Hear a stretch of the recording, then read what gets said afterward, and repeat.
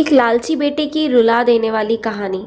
Hello माँ, मैं राजू बोल रहा हूँ। कैसी हो माँ? मैं ठीक हूँ बेटे। ये बताओ तुम और बहू दोनों कैसे हो? हम दोनों ठीक हैं माँ, आपकी बहुत याद आती है। अच्छा सुनो माँ, मैं अगले महीने इंडिया आ रहा हूँ तुम्हें लेने। क्या?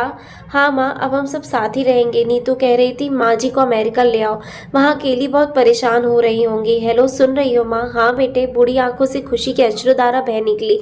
बेटे और बहू का प्यार नस नस में दौड़ने लगा। जीवन के 70 साल गुजार चुकी सावित्री ने जल्दी से अपने पल्लू से आंसू पोंछे और बेटे से बात करने लगी। पूरे 2 साल बाद बेटा घर आ रहा था। बूढ़ी सावित्री ने मोहल्ले भर में दौड़ दौड़ के ये खबर सबको सुना दी। सभी खुश थे कि चलो बुढ़ापा चैन से बेटे और बहू के साथ गुजर जाएगा। राजू अकेला आया था। उसने कहा कि माँ, हमें जल्दी ही वापस जाना है, इसलिए जो भी रुपया पैसा किसी से लेना है वो लेकर रख लो। तब तक मैं किसी प्रॉपर्टी डीलर से मकान की बात करता हूँ। मकान माँ? हाँ माँ, अब ये मकान बेचना पड़ेगा, वरना कौन इसकी देखभाल करेगा? हम सब तो अमेरिका में ही रहेंगे। बूढ़ी आंखों ने मकान के कोने कोने को ऐसा निहारा जैसे किसी अबोध बच्चे को सहला रही हो।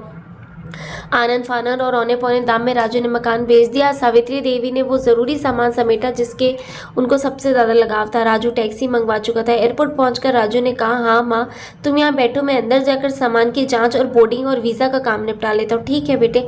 सावित्री देवी वहीं पास की बेंच में बैठ गई। काफी समय बीत चुका था। बाहर बैठी सावित्री देवी बार बार उस दरवाजे की तरफ देख रही थी जिसमें राजू गया था, लेकिन अभी तक बाहर नहीं आया। शायद अंदर बहुत भीड़ होगी सोचकर बूढ़ी आंखें फिर से टकटकी लगाए देखने लगी। अंधेरा हो चुका था। एयरपोर्ट के बाहर गहमागहमी कम हो चुकी थी। माँ जी, किसी से मिलना है? एक कर्मचारी ने वृद्धा से पूछा। मेरा बेटा अंदर गया था टिकट लेने, वो मुझे अमेरिका लेकर जा रहा है, सावित्री देवी ने घबरा कर कहा। लेकिन अंदर तो कोई पैसेंजर नहीं है। अमेरिका जाने वाली फ्लाइट तो दोपहर में ही चली गई। क्या नाम था आपके बेटे का? कर्मचारी ने सवाल किया।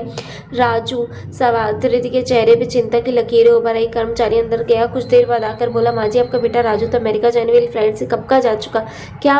वृद्धा की आंखों से आंसू का सैलाब फूट चुका। बूढ़ी माँ का रोम रोम कांप उठा। किसी तरह वापस घर पहुंची, अब बिक चुका था। रात में घर के बाहर चबूतरे पर सो गई। सुबह हुई तो दयालु मकान मालिक ने एक कमरा रहने को दे दिया। पति के पेंशन से घर का किराया और खाने का काम चलने लगा।